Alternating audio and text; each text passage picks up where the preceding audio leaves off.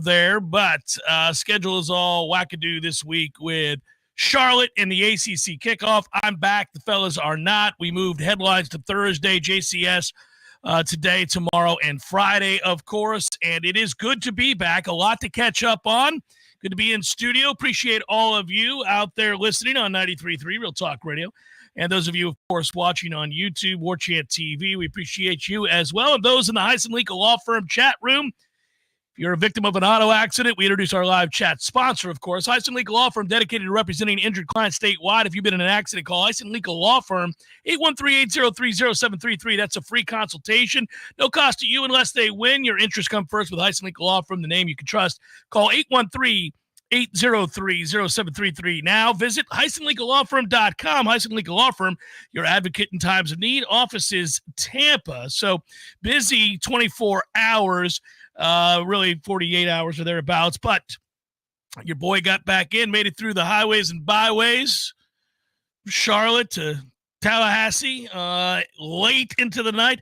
Kept thinking of deer. I must have seen, Tom, I don't know, 500 deer in the backwoods of Georgia when you take those roads through the little podunk towns, and man, they all stare up at you when you come riding up on them over a hill. You're like, now don't you just keep eating your grass. There's no reason to run out here. And they didn't. And it was great. And I'm safe. And I made it. And we're on fumes, but it's a good thing because we got a lot done. And speaking of which, you will hear my interview with Mike Norvell from yesterday. You'll hear that in the next segment.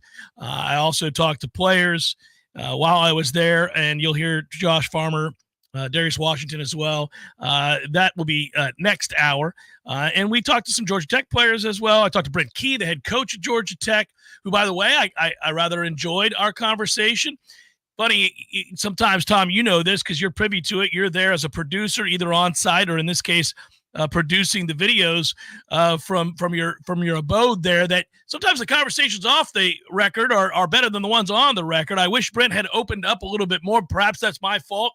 And that I didn't get an opportunity to talk to him about Chris Winkie, his quarterback coach, until after the interview. And then he really opened up and relaxed and shared some pretty interesting tidbits. I don't know that it's quite the Adazio effect yet, but I think me and Brent Key are going to be all right moving forward. I think we're going to be all right. We found a bonding moment there. Yeah, you got a chance. You two have a chance. I'm proud of it. You know, I was wondering who the successor would be, and this is a larger human being than Steve Adazio. Oh, he's a big man, yes. Still a brother of the clean-shaven / bald head family, mm-hmm. which is important. And I think he was in battle mode in general. I know that he brushed off a couple questions from our staff yesterday, including Matt Lasser. Not engaging in the breakout room, which that's all you should do in the breakout room when you have 45 minutes is, take the question as it's intended. So that he might have come in with his dukes up, and then he realized, oh, okay, this ain't so bad. So we'll see what next year holds for the Brent Key interview, because it does seem like we will be there next year for one more ride.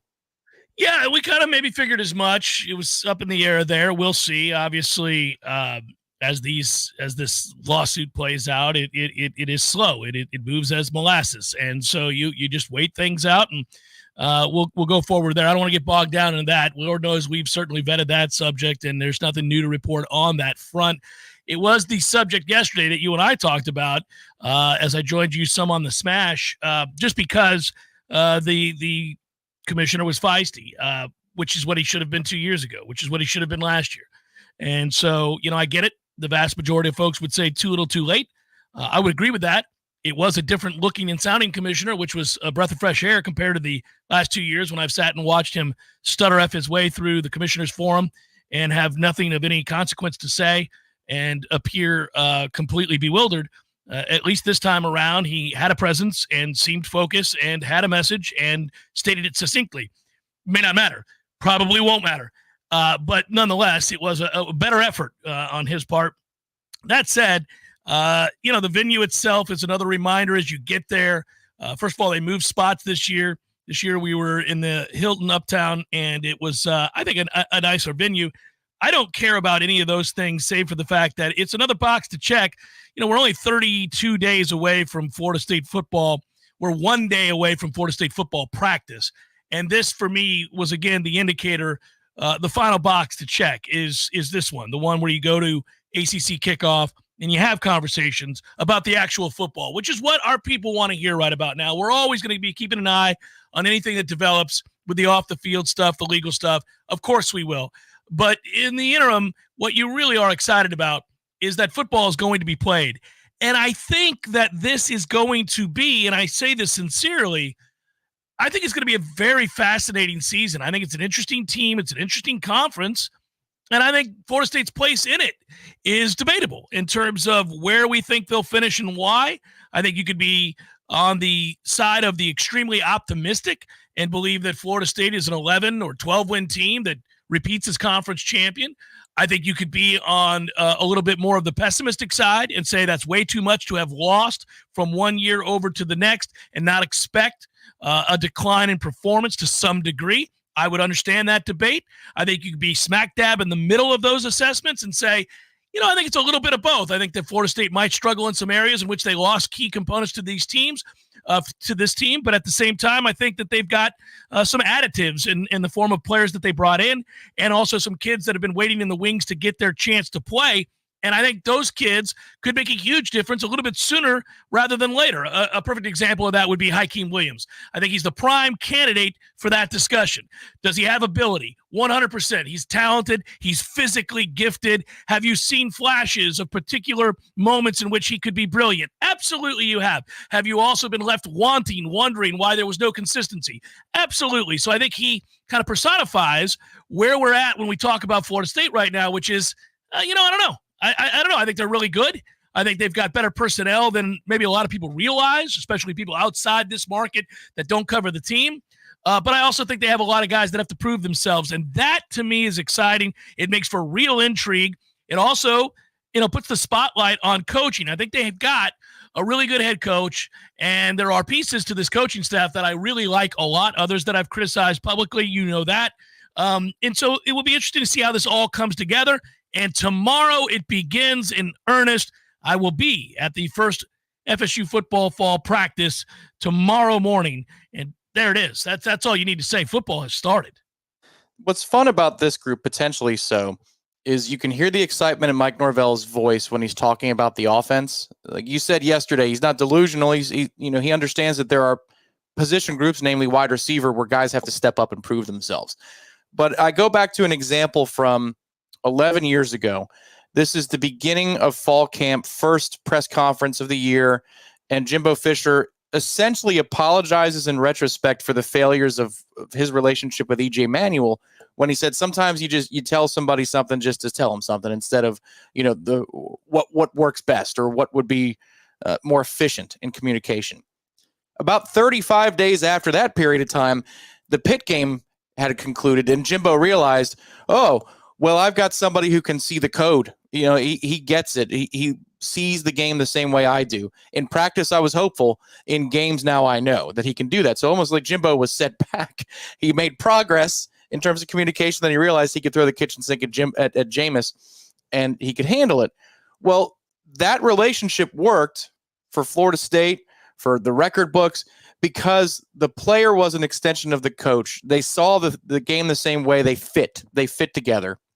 Where this group could be fun, I'm not talking about quarterback and coach, but I'm talking about offense and coach.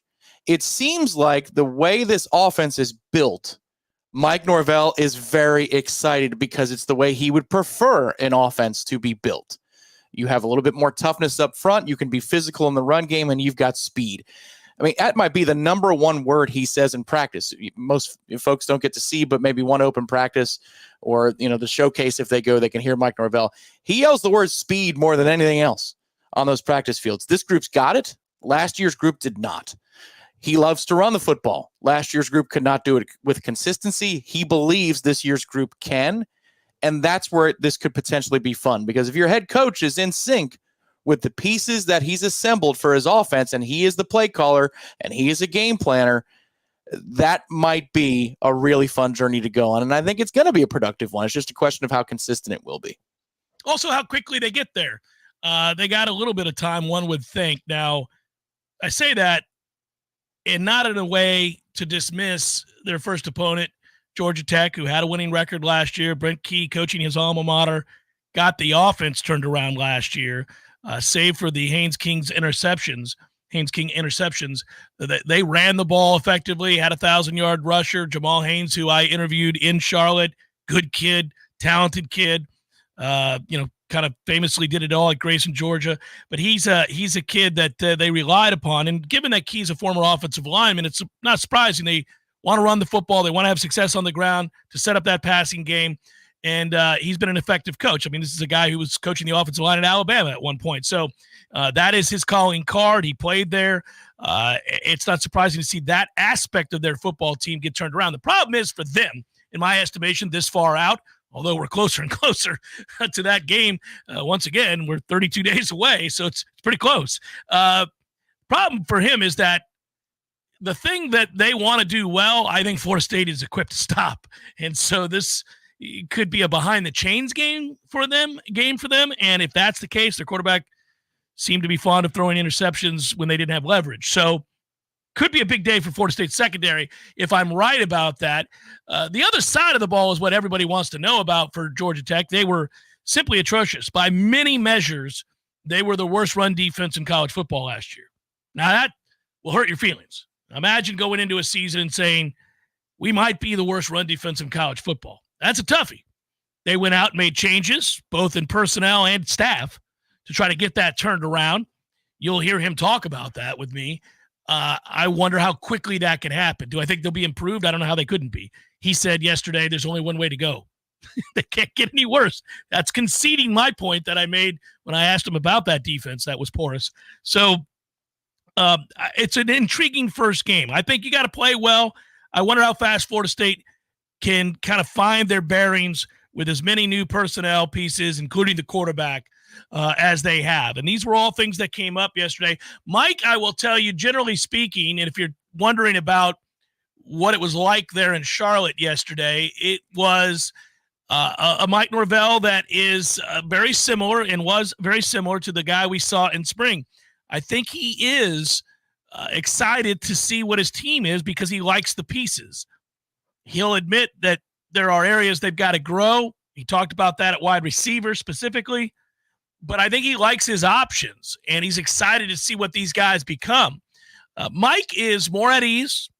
You asked me about this yesterday. I'll bring it up to the audience here. Mike is more at ease he's more comfortable in his skin as head coach at Florida State than he's ever been. How could you not be? It stands to reason. That's a huge contract. You have been able to validate your hiring by the fact that this is now a program that has real expectations of what Florida State used to be. And that is that annually, this is a fan base now that's going to expect that Florida State be in contention to win the conference every year that it's here, however long that may be, and that annually they are expected, especially with an expanded playoff, to be one of those playoff contenders to make a 12-team playoff most years. Would you say 3 out of every 4 years? That's got to be the case for Florida State. If you're an upper echelon program, that absolutely is the case. But Mike now has thrust them into that position. He's got his money. He's had his success. He's got an administration behind him. It shows you, and you can see it and feel it and hear it when you talk to him and when you're in his presence. I thought that really came across from the jump yesterday with the breakout room interviews where Mike came in and gave a lot of time, as he's wont to do, for the local media that covers the program. I always appreciate that they do that. Mike could look at it in one of two ways. You know, a lot of coaches, that's an extra that's not required of them. You could be perturbed that you've decided to do this because you're going to answer a lot of the same questions later in the day, and it's a long day for everybody that goes to this. It starts in the morning. It ends late. There are a lot of repetitive questions and answers, and yet he was gung-ho and excited to be there and excited to talk about his players, excited to represent Florida State and where he thinks this program is going to continue to move. And I like that. I like seeing that. I like knowing that the head coach is at a in a comfortable place and can kind of see things analytically and just plow ahead. He was in a good place. Is something that David put in the Heisen League chat here about Norvell and preparation in game one. That's something that I don't want to look too far ahead because I can't wait to see, what the newcomers look like, who hit the gym hard, where, we can't necessarily talk about starters and second teamers, but I mean, behind the scenes we can. So I'm curious to know who's getting reps with the ones in certain positions. But when all that is said and done, you get to the first game. We've played in high-profile first games pretty much the entirety of Mike Norvell's tenure here. Notre Dame, a couple with LSU. And we've always punched above our weight class, when we had questions. Against Notre Dame, we were in that football game. Didn't expect to be the way that we were. And, maybe down the stretch, a couple of time management things go your way. You might just walk that thing off before you go into overtime against Brian Kelly and Notre Dame. Then you play him again the next 2 years. And Jordan Travis, all the questions.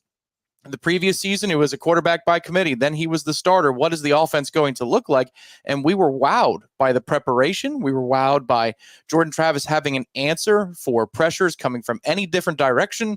They hit LSU in a way that LSU didn't see coming early in that game. They didn't always finish with 7, but we were at halftime saying, well, if this is the Jordan Travis you're going to get, man, that is higher than we expected. That is better than we expected. Expectations, yeah, absolutely. They've got to do it again now. Last year it was, well, you've got a bunch of holdovers, retention guys, battle's end, good job. Keon Coleman added to the fray, but pretty much it's the same cast of characters. Braden Fisk, couple of additions, but there were no subtractions. This resembles to me more 2 years ago in New Orleans.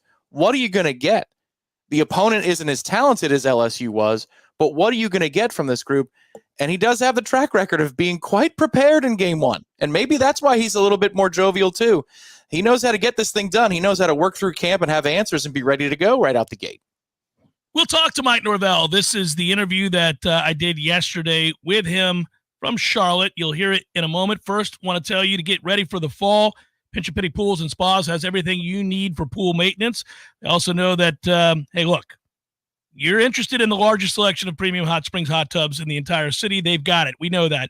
But also, you need to be able to afford it. They can finance it. In some cases, 0% interest. Also, if you have an older hot tub and you've been putting off upgrading because you don't, want to deal with the hassle of getting rid of the old tub and having it hauled away, Pinch A Penny has a solution. Not only will they come pick it up, they'll use that as trade value for you on your new hot tub. They make it easy, folks. Go check them out. Having an amazing hot tub is not out of reach at all. Go see them today on Greer Road. Find out for yourself how easy and affordable it is. Pinch A Penny Pools and Spas. If you're ready to relax, they're ready to show you how. More of the Jeff Cameron Show on 93.3 Real Talk Radio, Warchant TV in just a moment. It's been taking care of business since 1945. When you call Whidden Glass, you're dealing with experienced, reliable professionals who offer only the best. Like Whidden's top-of-the-line bath enclosures that provide style and luxury at an affordable price. Eye-catching storefronts are a specialty at Whidden Glass. We'll help you design it and install it. Whidden Glass, the first name in glass replacement. Call 222-5781. Honey, I'm home. We're in here, honey. So why are all my friends here? Have a seat, Dave. We need to talk about your problem. Problem?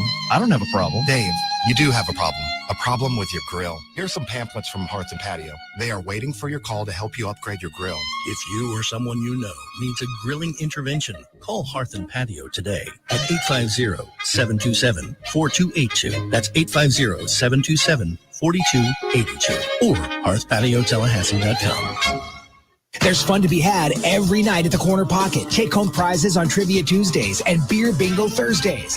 And kickstart your weekend with Martini Fridays. Plus happy hour runs every weekday and game day specials every time the Noles take the field. Watch all the best games at the Corner Pocket's Vegas Wall, featuring 560 inches of flat-screen TV heaven. Oh, really? The best food, the best drinks, and the best place to watch all the games. Tallahassee loves the Corner Pocket.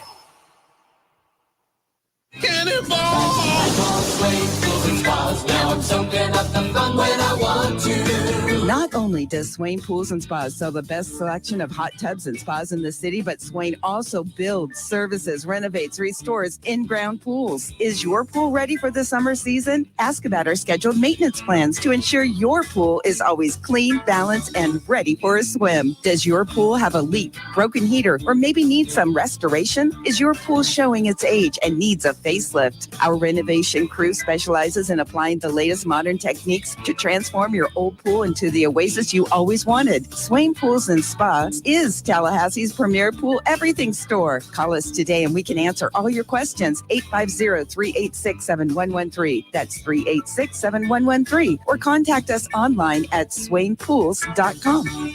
And right next to Swain Pools and Spas is Tallahassee Car Care, the only repair shop where you can take a dip while we repair your whip.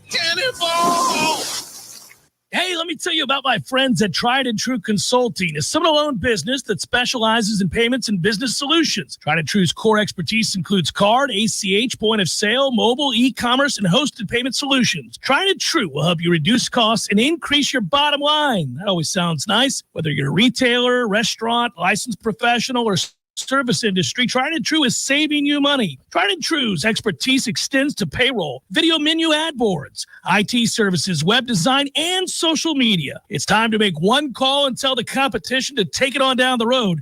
Call Don or Joe today at 844-464-6653. That's 844-464-6653. When you do business with Tried and True, they contribute 10% of the net revenue to the battle's end. So go Tried and True today. Call 844-464-6653. Life is stressful. Dinner shouldn't be. That motto is why Register Sausage has been doing business in the Florida Panhandle and Lower Alabama for over 75 years. A proud sponsor of Seminole Headlines, Register Sausage always provides the best Southern smoked sausage to over 140 grocery stores and restaurants throughout the Southeast. Headliners have discovered the Register's difference. You can too. To find a store that carries Registers near you or to buy directly, head to registermeats.com. That's registermeats.com. Register Sausage. Yay, sausage! This is Brian Kilmeade, and I'm excited to be on the air in the capital city. Be sure to tune into my show. I'll be giving you all the latest news, information, and the truth you demand. The Brian Kilmeade Show is live from 9 till noon, right here on Real Talk 93.3. The Jeff Cameron Show is a production of the Warchant.com Multimedia Network. Check out warchant.com today for the latest news inside Florida State athletics. That's warchant.com. Now, back to Jeff on Real Talk 93.3. Live from the ACC Kickoff in Charlotte, Jeff Cameron Show welcomes in Mike Norvell, head coach, Florida State University. Hey, Coach, good to see you. Great seeing you. Glad you're here. So that means football is starting. I know you're pumped. Talk about the early start to the season a little bit. I guess the trip to Ireland, do you feel a sense of feeling rushed? Well, I mean, there's definitely a sense of urgency. And that's been, really since this game was put on the schedule. I mean, it really is one of those year and a half, 2-year, games. I mean, it does so much when it comes to the planning, to the different things that go into being able to go international, just all those dynamics. But, our guys are ready. And we kick off camp tomorrow. We have our first practice on Wednesday. I'm really proud of the work our guys have done throughout the off season, and full speed ahead once we get rolling here in the morning. I thought it was an interesting year last year. You go 13-0. Obviously, that's a huge accomplishment. We know what happened at the end. I'm not going to rehash that. But I will say, I'm wondering, week to week for you as a play caller, as a head coach, managing your team with, we're far enough away to say this now, you had more lopsided on one side of the ball injuries than I've ever seen a team have. They were all on the offensive side of the ball. So I'm curious, as a play caller and as a guy who has to obviously game plan, I don't think the fan base really understands day to day how many guys were playing through things and playing in games not at 100%. How difficult was that for you to manage on a week-to-week basis where guys aren't quite right? Yeah, well, I think, it's the job of a coach to meet guys where they are. And, whether that's availability, some guys are unavailable, some guys that might have been limited, and then trying to play to the strengths of what we have. And, we have an extremely tough group, and they work and they push, and, for how they showed up and the way that they were able to respond throughout the course of the year. There were some challenges there late in the season. We had to overcome them. And, when you look at, there's a lot of individual, games. You look at Ja'Kai Douglas when we go to Pitt, and, you got Keon and Johnny both out, and the way that he showed up and what he was able to do, those are special special actions and special experiences that you just become so proud of what the result ended up being. But that's part of the game, and hopefully we can stay a little healthier here this year. But definitely we'll be ready to respond to whatever shows up. It's a 3 bye week year, kind of unique. It's probably easier for you as for install, right? I mean, I can talk a little bit about what that means to you. Yeah, this is the first time I've ever been a part of 3 bye weeks, and we have a plan for it, and it's one of the things that but also when you look at the potential of the extremely long season, playing in week 0, what that could look like, beyond even with, championship game, playoffs, things that you've got to be able to earn throughout the course of the year. But, also, the way it times up, being able to hopefully keep guys fresh. If there is something that goes down, to be able to hopefully get them back. And so, it's bye weeks are unique in themselves because whether you're playing really good or maybe if you need a reset in a moment, it's how you utilize those, and so we're gonna have to work through them as they show up. Of all the new rules that are affecting college football, you've been asked about this a ton of times. I won't go through all of them. Most of our audience is smart enough; they know what they are. What's your favorite? What's the one that you think is going to help you the most? That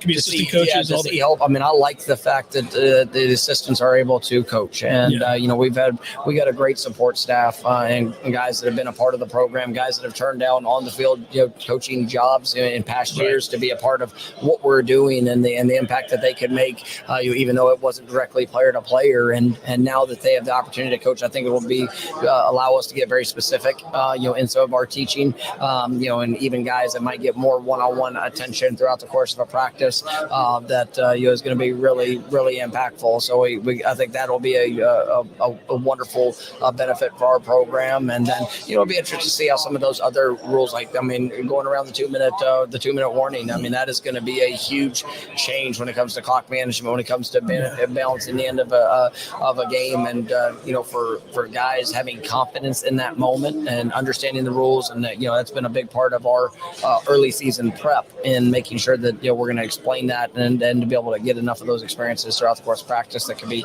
obviously monumental in how the end of games are played out. Final couple things. What were you looking for specifically when you had the opportunity to go in and bring another quarterback in? I always feel like it's a precarious position because you have a guy in Brock Glenn and others that you think can do the job and had shown signs of that, and yet you have an opportunity to bring in a seasoned veteran like DJ, and it's sort of a balancing act as to what you expect that season to be and whether you should or shouldn't pull the trigger on that just because it affects the room and the way that people view that. I guess, how did you land on DJ? And then secondly, what were you looking for if you were going to bring in a guy at quarterback? It had to be right. And ultimately it had to be the right fit for us, and really the total package. I say that in a way, when you evaluate, I'm so very excited about Brock and Luke and even Trevor that's joined the program, where those guys are going and the potential that they have. But to bring somebody in, it has to be right. And I think DJ really checked all of those boxes for us. The talent, the ability, the growth that I've seen from him. He's started 40 games in major college football, but he's had the ups and downs. And I think everybody looked at our quarterback position. We just had the player of the year in the ACC that had lived through ups and downs, throughout a career. But it's the person that he is, the talent, the potential, and then being able to maximize that. And I think DJ has come in. He's brought tremendous humility with himself. He's led with humility into being a part of this team. And I think that he's earned the respect of guys, since January, just by the way that he's worked, the relationships that he's invested in. And I think everybody's gonna be really excited when they see the potential that fulfilled out there on the field. Mike, it's always a pleasure. I'll see you out there next week. I appreciate you. Take care. Safe travels. Thanks. Mike Norvell, head coach, Florida State. Jeff Cameron Show comes back in a moment here from Charlotte and the ACC Kickoff. There you go. That was yesterday, obviously, live there in Charlotte. We appreciate Mike Norvell making the time, and his candor is always also appreciated. I do enjoy those conversations. Mike, as I said, was in good spirits, looked good, looked rested, looked ready to roll. It'll be exciting to see how practice gets underway. I get excited about practice, Tom, because I get to see the newcomers, but at the same time, I really can't wait till they get the pads on. Let's get the pads on, start seeing real football. Sure, there's two layers to it. I mean, now tomorrow can be about the newcomers. Tomorrow can also be about those assistants, those extra support staff members giving instruction. I would imagine that this means that, Florida State's operation of how practice is run, which they go into great detail. This was one of the stories when Mike Norvell first came on campus, was that the entirety of the coaching staff, support staff, trainers all go out and simulate a day of practice without players there, because they need to know where the stations are going to be, how it's going to be timed out. And they've had the same process for the most part. I haven't noticed any crazy differences other than maybe construction to the facilities in the last few years. But now if a guy like Ernie Sims and several other assistants, support staff are able to instruct during practice, I wonder if that means that they break up into smaller groups like Coach Norvell is talking about, how that looks, how that sounds. And then also, of course, the freshmen and the transfers. That's everything. You want to see how Cam Riley looks, where he rotates. You want to see how Elijah Moore looks. Josh Farmer talked about him yesterday, says, I can tell he's going to be special. Man, that's not slowing down my hype for for Elijah Moore. Thanks a lot, Josh. Now I'm starting to expect more. Can't wait to hear the reports on that stuff. Well, because physically he came through the door, and I think he impressed people. And so immediately some of the veteran players look at a guy who comes in, he's bigger than a lot of your incoming players, and a little bit thicker and more physically available and ready to play at an early age. And I think that always strikes veteran players because they know the transformation that it takes to get ready to play at this level, and that most freshmen are not ready to do that. You have to be built a certain way, quite literally. And so I think Elijah Moore came in and they went, oh, okay.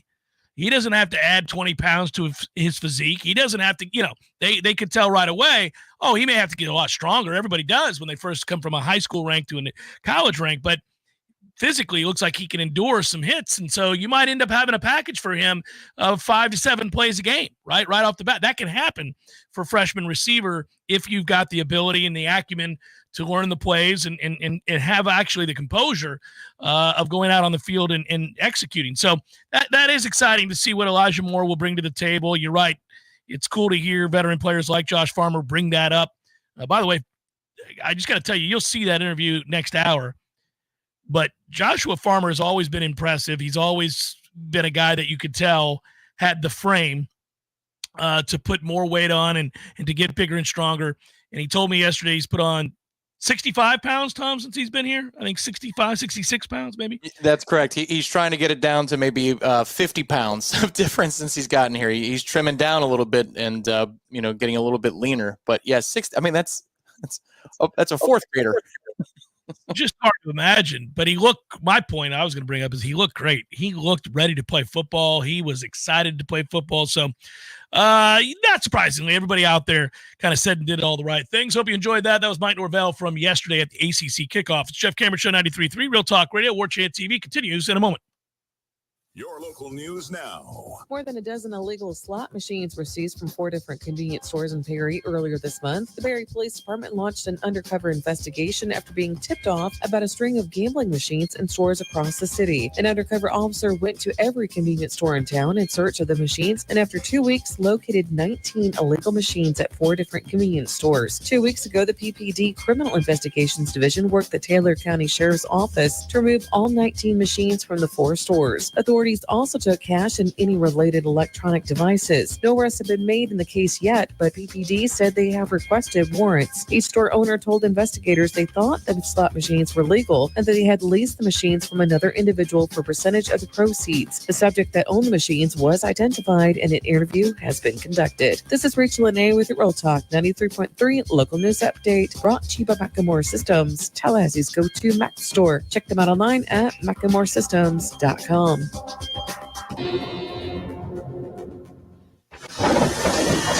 This is meteorologist Paul Trombley with your Real Talk 93.3 weather update. Highs level off around 95 this afternoon under mainly sunny skies with a chance of thunderstorms. Winds out of the south around 5 miles per hour. Partly cloudy skies tonight. Slight chance of thunderstorms. Lows around 75. Thunderstorms likely tomorrow. Daytime highs approaching 89. Cloudy skies expected. This report is brought to you by the Lawn Johns. For all your landscaping and lawn care needs, visit thelawnjohns.com. Right now, 93. See Nice Tire and Auto Service at 4792 Bluntstown Highway today. The ASE trained technicians at Nice take the guesswork out of fixing your car. That's why wherever you see the Goodyear sign, you'll find what you want in tires and service. From preventative maintenance to a major overhaul and everything in between, you name it. Plus, Nice's services are backed by a nationwide limited warranty. Stop by Nice Tire and Auto Service, 4792 Bloodstown Highway, just west of Capitol Circle. Dream it, plan it, do it. Brian Barnard's Flooring America offers a straightforward way to shop with our streamlined shopping. Finding the right flooring is simple. Visit our newly remodeled showroom featuring the Room to Explore shopping experience, where our knowledgeable staff will walk you through the steps. Our family has been serving the area since 1976 with a local staff of more than 35 people trained in flooring sales and design. We know floors and we know styles. Let us help make your home timeless. Brian Barnard's Flooring America, where friends send friends.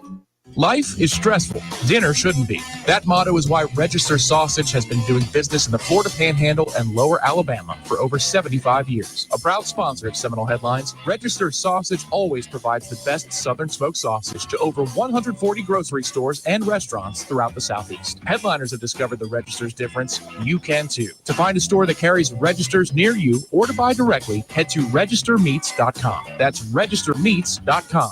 Register Sausage. Yay, sausage! The Jeff Cameron Show is a production of the Warchant.com Multimedia Network. Check out Warchant.com today for the latest news inside Florida State athletics. That's Warchant.com. Now, back to Jeff on Real Talk 93.3.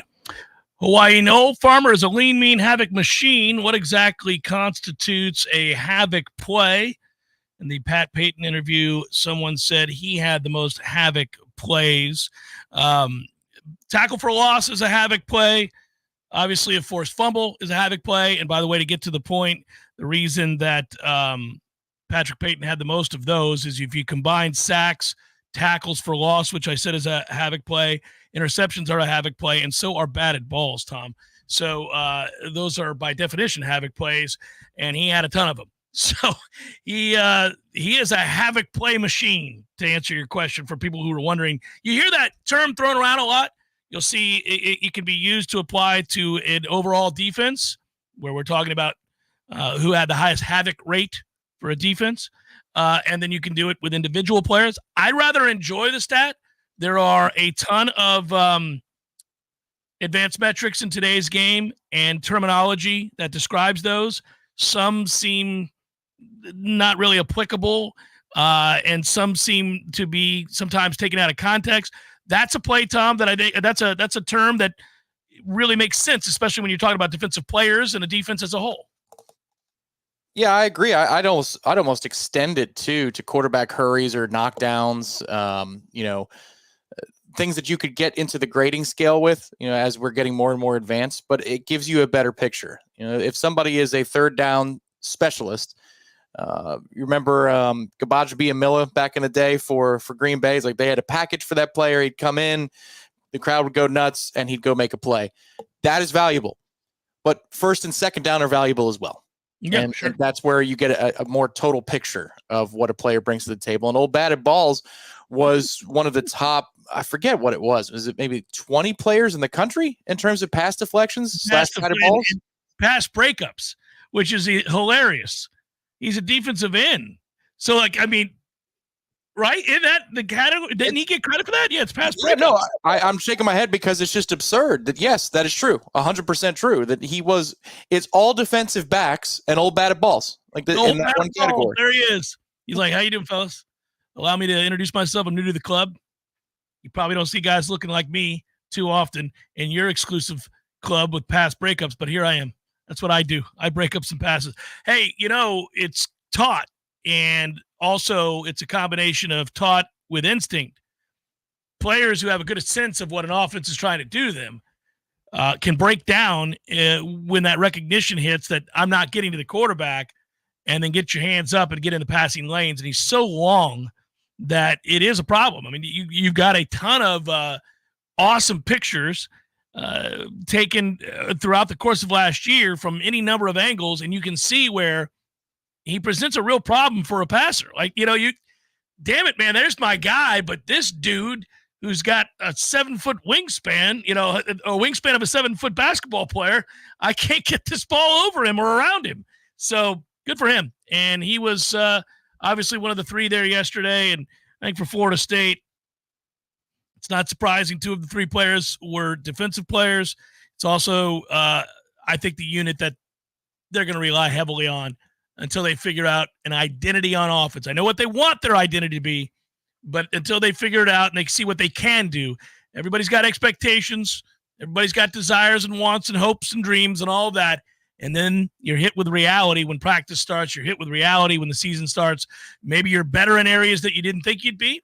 Maybe you're not as efficient as you'd like to be in some other areas, and that kind of adjusts who you're going to be. So that's where it gets tough at practice because they're going to want to run the ball. They're going to want to run the ball against almost everybody they play. We've talked about that. The emphasis on this offensive line.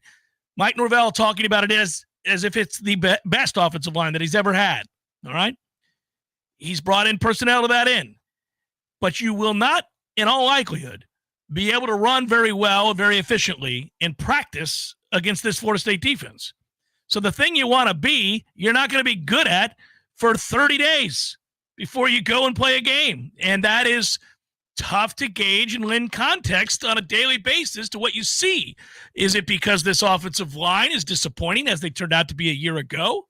Or is it because this defensive line, especially the starters, are really good and they know the plays? And so you're not going to look good. It's tough. It is tough, and it's also tough to describe because we do have limitations on what we can say as to how practice is structured and who wins what reps. It could be that we can talk about a player making a play, but we can't necessarily talk about who they're going up against all the time. And certainly we're not allowed to discuss depth chart, where guys are lining up, who's with the ones, so to speak. And they mix it up. So there are limitations even to that. Let's just say Mike Norvell said, hey, guys, you can talk about the depth chart all you want. Okay. There are days where your starting left guard is not going to be practicing in 11-on-11. So somebody else might be working with the ones, but that's not who you're going to see against Georgia Tech. And it could be ditto for right tackle. They could be cross-training. All those things can happen early in camp. So even if we were able to report everything, there would be some limitations to it. But the running game is the hardest thing to judge. Even if we were able to provide all the information, I can tell you last year, and we spoke about it generally, that Florida State ran the football better in preseason camp than they pass protected. The run blocking was better than the pass protection in preseason camp last year. In practice is one thing. In the 12-game season, It was the opposite. Pass protection was far better than run blocking. And so it's very difficult to assess. We will break it down. We will talk about what we're seeing, but that is going to be in the back of my mind this year in a way that it never has been before. They could be running the ball awfully in practice for 2 and 3 weeks. You don't want to see it, but I'm still going to be the limiting factor guy saying, man, that last year they did the opposite. They ran it great and they weren't consistent at all in games, but they were consistent in practice. So it's a moving target, and when you don't have full contact in practice, that's also a limiting factor. Referees blowing whistles for neighborhood plays. It's almost like you're trying to turn 2 in a Major League Baseball game rather than play football. So there's limits there, but you can tell who's done the work, who's in great shape, and who's pursuing, who's giving effort and all that kind of stuff. Got asked what it's like to sit across from Mike in that situation. It's an intimate interview. Somebody noted on the boards here. When you're that close, it's actually, what's it like sitting that close eye to eye with Mike Norvell? Looks like an intimate conversation, laugh out loud. Does he get you amped up like all the players say? No, I don't go into the interviews like that. I'm not going to be out there running for him, tackling for him and doing those things. So it doesn't do that for me. Now, even if I channel my inner fan, I still don't, because I'm trying to be as objective as I can be, but also I got to think about the next question. I got to think about what he's saying. I don't have time to get into the rah-rah mode, but he wasn't that way. He was very talkative and he was, again, relaxed. Mike is, I think if you are in the field that I'm in, if you're a journalist, or in this case, talk show host, or anybody that covers college football in any way, shape, or form, you really hope to have a guy like Mike who has the policies that he does, because you can kind of break through certain walls that are put up by coaches and administrators over time, because you have access. And because that access will put you in close proximity to the person. And even if it's not a scheduled interview or it's not a Q&A, just because you're around all the time, I think some walls come down and you can have real conversations. So when the moment happens that you do have to interview them, like I did yesterday, on the record, and it's official, it's still more like a conversation than it is a buttoned up, stuffy sort of, here's the prepared question, you give me your answer, I go to the next thing. It's not that way. And that I'm appreciative of. I mean, there are other coaches who do it, but they're few and far between. And when you've been in a situation where you don't have access, you can spend half your time in an interview trying to break down walls to get real answers instead of just being able to come out the gates and have a conversation. And so to give you context there, that's the thing I appreciate most, is that he walks up, says hello. We talk before he even sits down. We kind of just ask how each other's summer's been. It's how's the family type stuff. He asks how your family is if he knows you have one, and he knows I do. And I ask him the same, and then we have a conversation. It's great.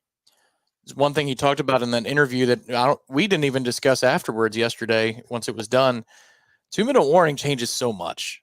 It changes so much in the game. And we knew it was coming. That's old news that it's been instituted. It happened in the spring.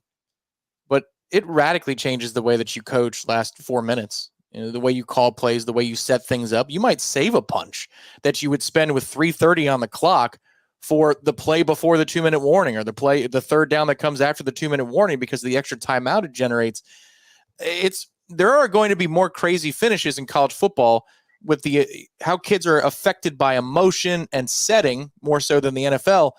There's going to be last 2-minute fireworks in a lot of different places, and you have to be prepared for that. Mike is also in the first half, because this occurs in both halves, it's not just a fourth quarter thing, very aggressive with usage of timeouts to get the ball back before the half is over. I would think he's excited about that part of it in the first half, because we try to steal extra possessions all the time. Even if we're up 2 or 3 scores, Mike will use his 3 timeouts to force a punt and then see if we can't break off a 35, 40-yard drive and kick a field goal. The end of halves is completely different now. I know we're pro NFL, we're pro fans, we're NFL fans, so we see that, but how it's going to bleed together with college is going to be fascinating. Can you imagine the existential dread Mario Cristobal felt when they announced that rule change? Yeah. Can you imagine the moment that he's like, really? I've got to think some more? I've got to manage time even more? I've got to figure out score, down, distance, and time even more? I'm already horrific at this, and I never had to worry about this other aspect. Now it's something that I could utilize to be better. I could utilize to set up perhaps a game-changing moment if I understand time, score, down, and distance. But you guys have to also understand, I wasn't brought in to understand time, score, down, and distance. I've made that abundantly clear at every one of my stops. I don't understand the game in that way. A lot of you at home do. Many of you are much better at it than I am. Many of you are experts, in fact, just sitting on your couch casually viewing time, distance, down, score. You get it right. I never do. In fact, I never do in a way that is fabulously documented. Just last year, even, when I could have taken a knee because time, down, distance, score was on my side. But I didn't understand any of it. So I kept running plays like a buffoon, and I cost my team the game. And now you want me to keep track of something else? I just don't know what else you can expect me to do. I was brought here to recruit. We all know that. That's what I do. I don't know about this in-game stuff. This is devastating. That might have been a secret conversation behind closed doors for Mario Cristobal after the many instances of his clownish understanding. Time, score, down, distance. They're allowing support staff to be more involved. There's an opening. There's a market. Not just down there, but across the country. I'm telling you. I'll go travel. I'll do this. I will do this. It's not hard. It's not hard. And the way support staff members are being paid, I'll do it for the low price of $102.5. $102.5. I think I can work it out. Gene will give me a dispensation because I could be helping in certain situations, hurting in certain situations for maybe Florida State's chances. We can make this thing work here, because there's also another wrinkle to it that the NFL does not have, which is inside of 2 minutes, the old first down rule applies, which is first down, clock stops for the college football. The clock stopped. Yeah. The one downside, we need to mention this because we're up against it. There's an aspect of this, Tom, that because you and I have always had a great understanding of and most people listening and watching this show have too, any kind of a real football fan has a very good grasp on the 2-minute warning and when to use your timeouts and how to best utilize said timeouts to maximize your opportunities. You grow up watching football, you almost just learn it by accident, right? Just watching game after game after game. That's why when you watch games with your dad, both of you simultaneously cry out, he needs to call a timeout here.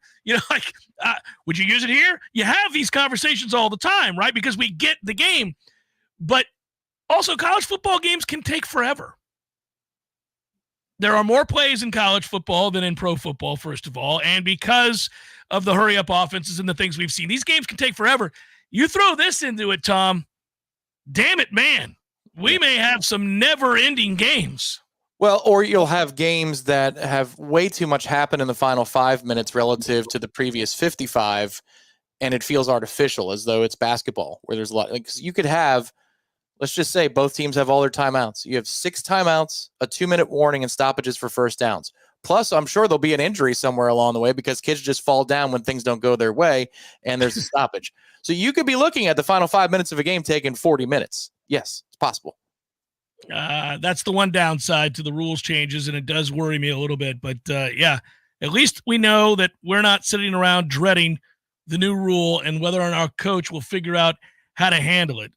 For Miami, it's very different. That's the one downside to leaving after just one day with Florida State, Georgia Tech, and SMU being the first up, is I didn't get a chance to talk to Mario Cristobal, as I did last year. Got along with him just fine.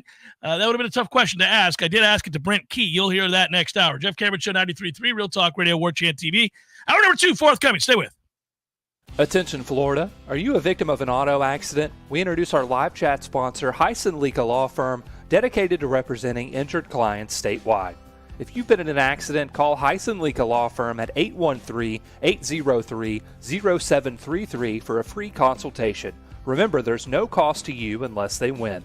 Your interests come first with Heisen Leaka Law Firm, the name you can trust for justice. Call 813-803-0733 now or visit HeisenLeakalawFirm.com.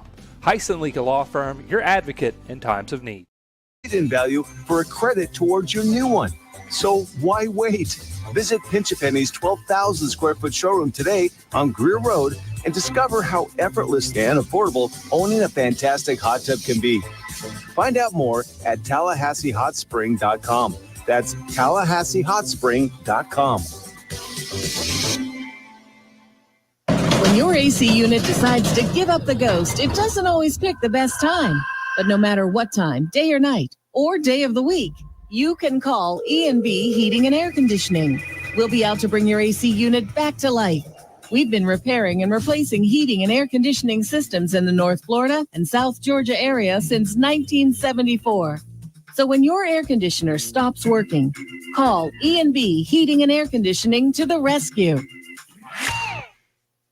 Surprising flavors, cultural authenticity, and unique adventures are some of the main ingredients that go into every single plate served at Café de Martín, Tallahassee's best Peruvian dining experience. Led by classically trained Chef Martín, passion for culture, passion for flavor, and a passion for people can be felt from the moment you step inside. Café de Martín also offers an unparalleled outdoor dining experience in the garden. Surrounded by vibrant flowers and plants and nestled between carefully curated decor, the shaded and breezy outdoor garden features elegant live music regularly, and the romantic evening lighting makes Café de Martín the best place to share conversation and connect with the ones you love. every dish is made from scratch and every drink is handmade by trained bartenders, offering the very best margaritas and old fashions in the city. Take a trip to a Peruvian paradise right here in the capital city. Visit Café de Martín and El Bar on Capitol Circle Northeast in the Esposito Shopping Center. Open daily for lunch, happy hour, and dinner. Find the full menu online at cafedemartin.com. Many orthodontists in Tallahassee can straighten a smile, but at Birch Orthodontics, they're dedicated to providing the finest care possible. The experienced and friendly staff is trained in all of the latest techniques. So whether you need standard treatment like braces or Invisalign, or you have a more complicated case requiring extra attention, Birch Orthodontics is here for you. Set up your free consultation today by visiting birchorthodontics.com, BURCH orthodontics.com, or call 850-877-1692. At Birch Orthodontics, they create beautiful smiles that last. Coming up next, more of the Jeff Cameron Show. Live and local on Real Talk 93.3. WVFT, Greta, Tallahassee. The latest betting odds and live movements from Vegas. This is your action update. Now here are your latest lines from our guys in the desert. The Rays wrap up their series against the Yankees yesterday, losing 9-1. They end up splitting the 4-game series. Tonight, they begin a series in Toronto against the Blue Jays. Sean Armstrong is going to be the initial outgetter for the Rays, and Tampa is a plus 136 underdog in this game. The Blue Jays with Jose Barrios on the mound, paying out at minus 162, the over-under at 8.5 runs. Marlins yesterday, they lose to the Mets by a 6-4 score. Tonight, the Marlins are going to match up against the Orioles, and Baltimore is considered a minus 172 favorite. Marlins pay at plus 144, over-under 8.5 runs. For the latest odds all the time, visit vsin.com. I'm Matt Pauley. This has been your action update on Tallahassee's Real Talk station, Real Talk 93.3. As part of summer's greatest hits, it's the first ever Macy's All-Star Week. Join us for an incredible lineup of live events in-store every day, like fashion shows, beauty demos, and more fun for the family. Now through Tuesday, July 23rd. Plus, shop our best summer deals, like 50% off swim, sandals, and more. And exclusives just for Star Rewards members. You don't want to miss this. Go to Macys.com/events to see what's at your local store. Savings off already reduced prices. Exclusions apply. Timmy, everybody. Great job. Next up for our 5th grade class recital, we have Samantha. 10 times better performance can make a big difference. Castrol Edge Motor Oil gives your engine 10 times better high-stress performance. Castrol Edge, better oil for maximum performance. Now through December 28th, Castrol Edge and Edge High Mileage Motor Oil are on rollback at Walmart. Claim based on sequence 9 test under high-load conditions versus API SP test limits.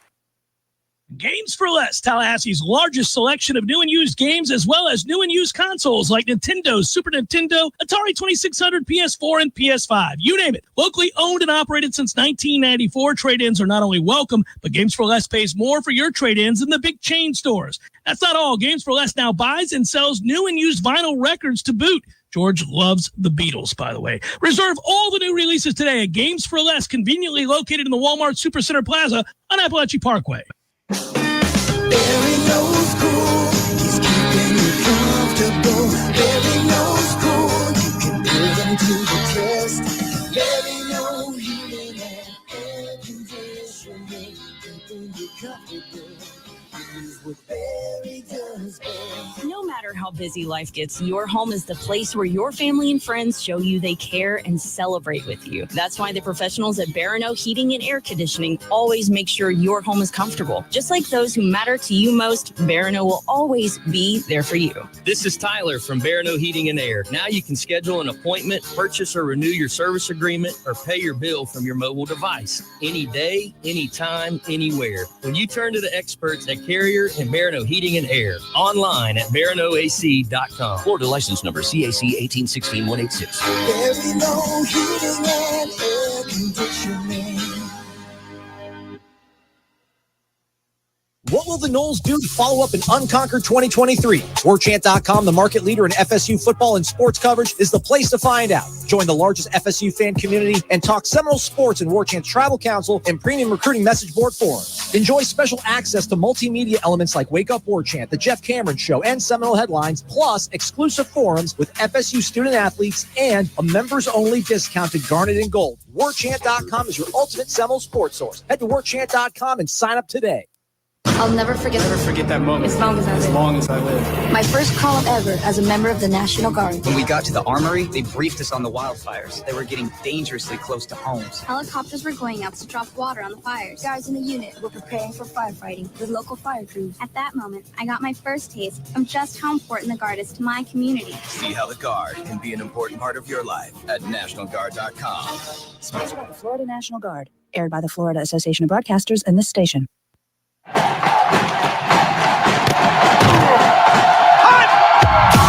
Broadcasting live from Florida's capital city, this is the Jeff Cameron Show, brought to you by Orange Theory Fitness on Real Talk 93.3. Now, stop what you're doing and listen closely. It's time for the Jeff Cameron Show in 5, 4, 3, 2, 1.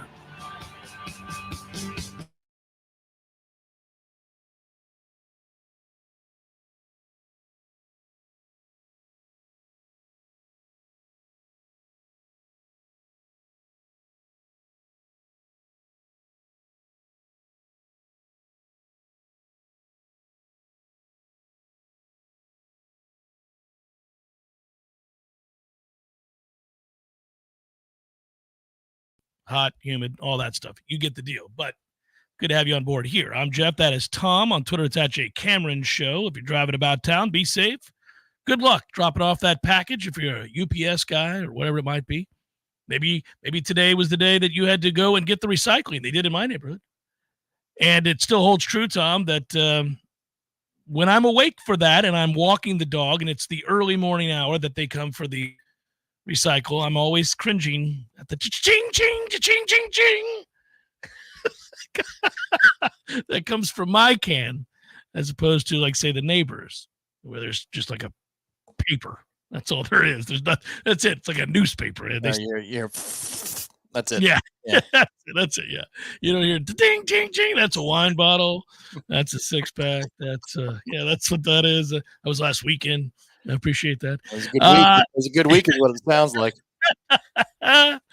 Anyhow, rolling on. We've got audio from the ACC kickoff yesterday that I was attending for Warchant and the JCS and enjoyed it. You'll hear this hour from Darius Washington. You'll hear from Josh Farmer as well. And I think we'll play those, the two. You want to play the Georgia Tech and we'll go Brent Key and Jamal Haynes, or you just want to do Brent Key? I've got both Key and Haynes. Jamal is an enlightening guy, man. He's loved him. Easy to root for, except for week 0. I think that's the way to put it. But they're building something there that's not half bad. Not half bad at Georgia Tech. Just be completely bad at defense again this year, and let's move on. And then watch them from afar and see if they can create some noise against teams that are favored to win 9 or 10 games in the conference. You know, we'll talk to Chris Winkie, I think, here before that game. I'll reach out to him. He was one of the first guys I ever covered. And I've told this story before that after his, was it 4 interception game, 6 interception game, whatever it was, I can't, it's been so long now. He had a game and he threw a gazillion interceptions, and he came on the show, and it was one of my first interviews. I was doing mornings, and I didn't understand how the phone system worked. This is at the old Clear Channel. And Mawar pulled him up, and he was supposed to, I think we run it through the board, and then it gets connected in my room, and I click on the phone line and pot him up and do all that. I had a board in front of me like I do now. And somehow I butchered it. Somehow with the multiple lines and all that stuff, Tom, I hit the wrong thing, and I dropped him. Right after, because we were going to break, and I asked him to stay over from the break. And it was right after I asked him a question about all the interceptions he threw in this particular game. He finished answering. I went to put him on hold, and I accidentally dropped him. And I was mortified. And when we came back from break, I saw the hotline ring, and he pulled it back up. And I'll give him credit to this day, because I was nervous, and it was, again, a long time ago. And he said, "Hey, I know I was terrible, and I threw 4 interceptions, but you don't have to hang up on me." And I always appreciated that. And for some reason, we always had a good rapport from then on. And I also did PA at that time for Florida State baseball, and his old roommate, Jeff Purinton, who's now an athletic director at a small school and was Nick Saban's right-hand man for all those years at Alabama, was his old roommate. So there were these weird connections. I say that to say this. we'll have to have him on just before that game against Georgia Tech, because I think we can have an actual casual conversation about what the expectations are there and what his thoughts are on what he has at quarterback there, and also, what it's like going against Florida State and where his head's at. And, all these years later, I can reveal that I saw, thanks to Brent Key, a crazy cool photo, which you got to see as well. And that is Chris Winkie and next to the Stanley Cup holding his Heisman Trophy, because that's just a crazy story to have. And Brent Key shared those photos with me yesterday. It's pretty funny. Yeah, I guess neighborly connected to some of the Florida Panthers who won the Stanley Cup. Congratulations to the Panthers. But to have those two trophies next to each other, maybe you'd see that at a card show or a trade show, but you wouldn't see that in the wild. It would have to be an orchestrated thing. So that's pretty cool. And again, it seems like that can develop into quite the nuisance of a program. I don't know that it can rise to the level of Louisville when it's at its best, or Virginia Tech when it's at its best. Maybe Georgia Tech can, but they're improving. And to your point, when we scheduled this game, or when the Irish delegation announced that this game was scheduled, it felt like it was going to be 50-0 walkover. It's not a walkover. You've got to be ready to play this football game. Is it LSU? No, it is not. But you've got to be ready, and there are enough moving parts, enough new things that you've got to try out at game speed. And while also potentially on a slippery track, because that's seemingly the way it always is in Europe. Okay, let's see how we handle all of these variables. But the interesting talks with Brent, and he sounds like somebody who is ready to play today. He's intense. He's focused. It's his alma mater. He cares deeply. Obviously, he wants to continue to see improved play. He's very serious, but when he gets to a place where he respects your questions or who you are, then he kind of opens up a little bit. I think they got to be happy to have him. This is a guy that is going to give everything he possibly can to that program. So Georgia Tech won 7 games last year. You're right. At the time we scheduled it, we thought Florida State would win that game, perhaps 50-0. I now think Florida State's going to win that game, and I think they're going to win the game somewhat comfortably. But I think Georgia Tech will be improved on defense. I don't know how they couldn't be. The offense is good enough that if you're slow to come together, you could find yourself in a dogfight, coupled with perhaps the style of play Florida State's going to utilize this year. You could see this linger into the third quarter where you have some uncomfortable moments. Again, I think Florida State pulls away. I think Florida State wins the game. I'm tempted to say that Florida State will win by certainly more than 2 scores even. I feel good about Florida State's ability to go ahead and get this done in Ireland. But it's now on the mind. It's now tracking. It's now, okay.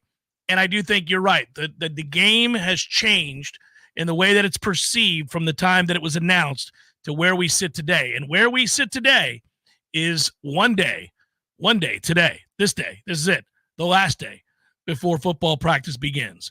And that is a fun thing to say aloud. It will be fun to get up tomorrow morning, grab that cup of joe, hop in the car, drive over to Florida State's practice fields and look at the newcomers, kind of take it all in. This year's a little different. Well, it's a lot different in a lot of ways because of the early game at Aviva in Ireland there in Dublin. But we don't have the luncheon that we normally have. And that's another chance for everybody to kind of gather the local press, all of those things, at least the statewide press for the most part, and our interviews with the coaches and so forth. And none of that is happening this year because everything has been moved up. So you're going to hit the ground running.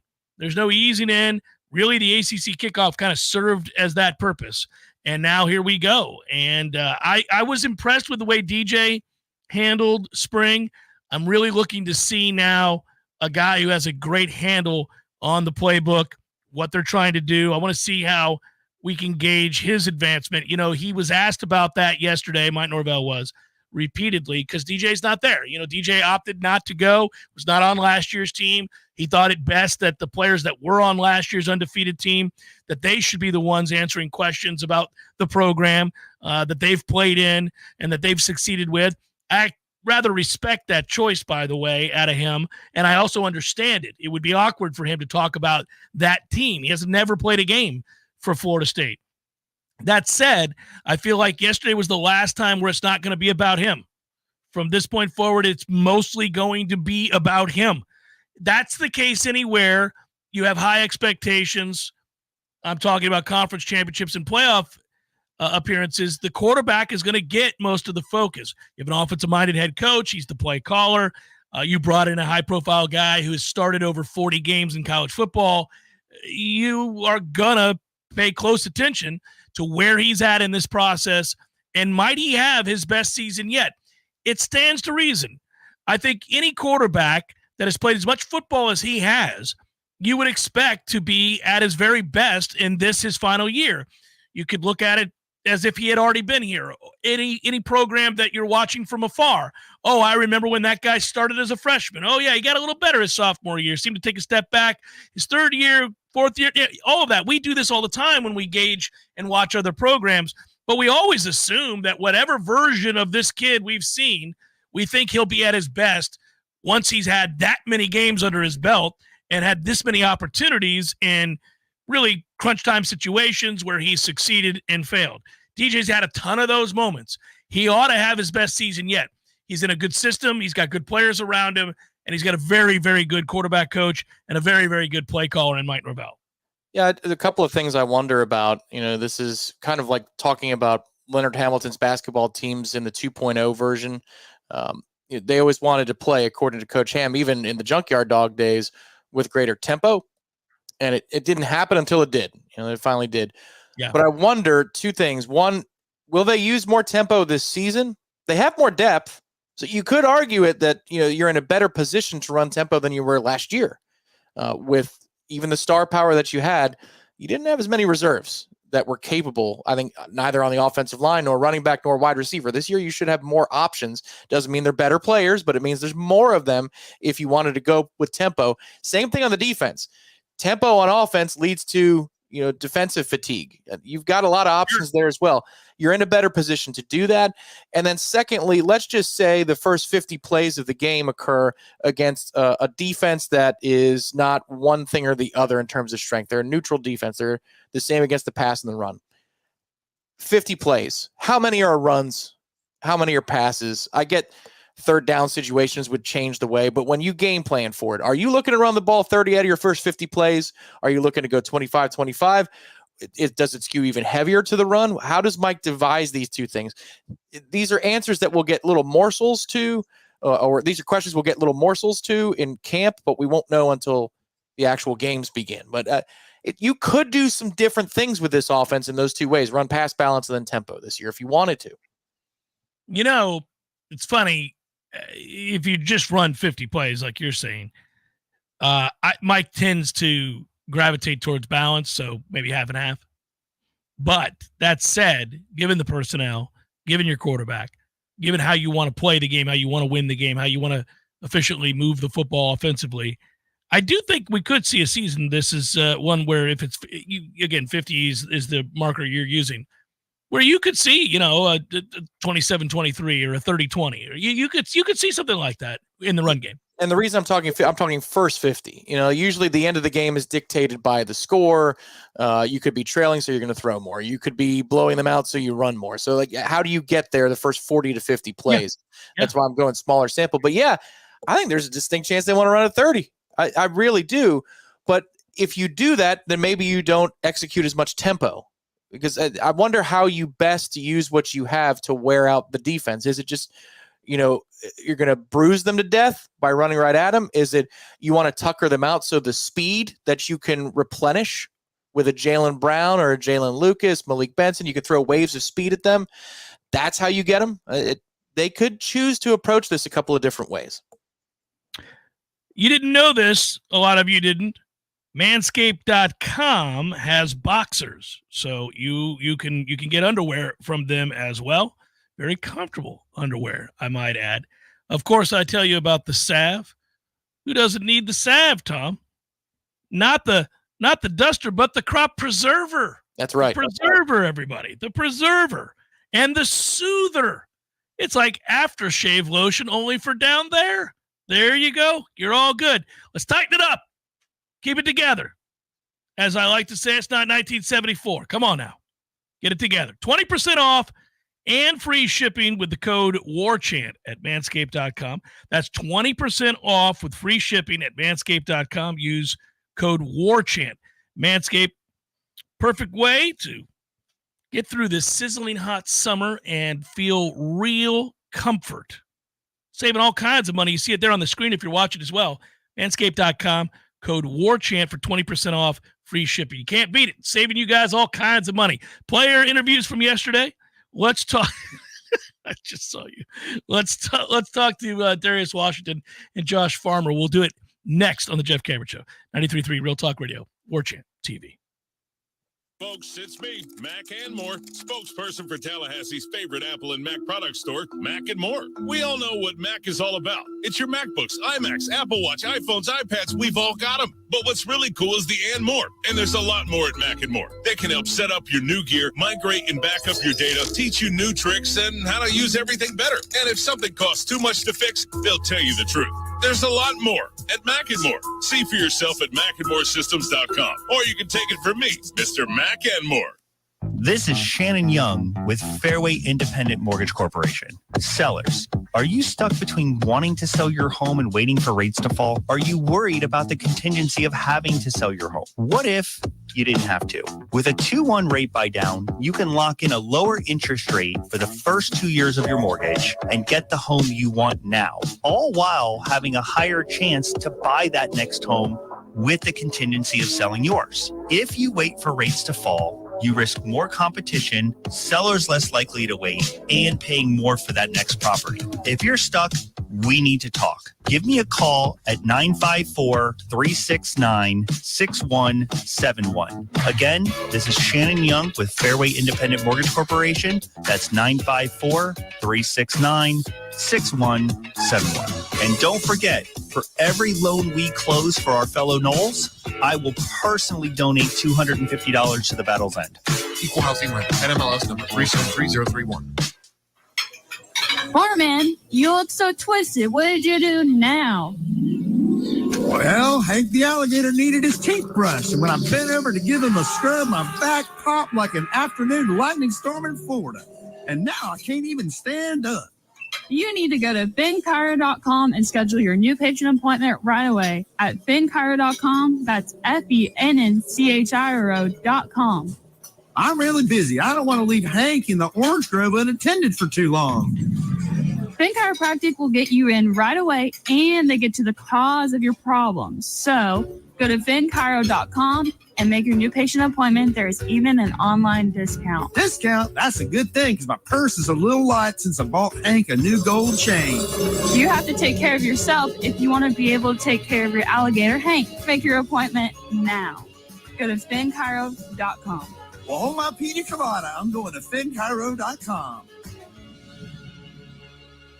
Hey, this is for my homeowner friends out there. You know who you are. When you get your grass cut, you're going to inspect the work, make sure it's good. Get your house painted, check around every corner and edge, make sure that's done right. Get a new roof, gotta get eyes on those shimmering new shingles. Get your septic tank cleaned. Bet you're not popping your head down in there to take a look around. You gotta trust it's done right. I'll make it easy. Go see my friend Greg Miller, Miller Septic. They're my guys. I trust them, and you can too. MillerSeptic.com. That's it. That's the commercial. That's the whole thing. Check them out. That's MillerSeptic.com.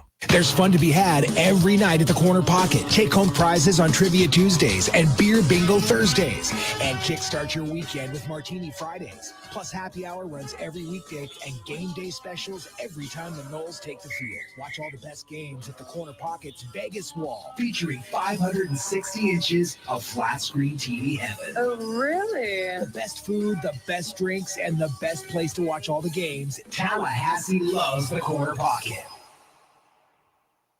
Life is stressful. Dinner shouldn't be. That motto is why Register Sausage has been doing business in the Florida Panhandle and Lower Alabama for over 75 years. A proud sponsor of Seminole Headlines, Register Sausage always provides the best Southern smoked sausage to over 140 grocery stores and restaurants throughout the Southeast. Headliners have discovered the Register's difference. You can too. To find a store that carries Registers near you or to buy directly, head to registermeats.com. That's registermeats.com. Register Sausage. Yay, sausage!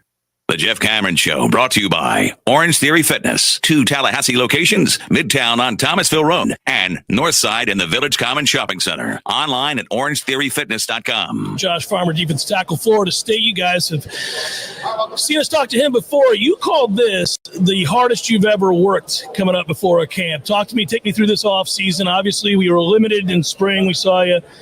How's your health? Yeah, great. And talk to me about what it was that you decided, you know what, this is it. I got to go. I got to make it happen.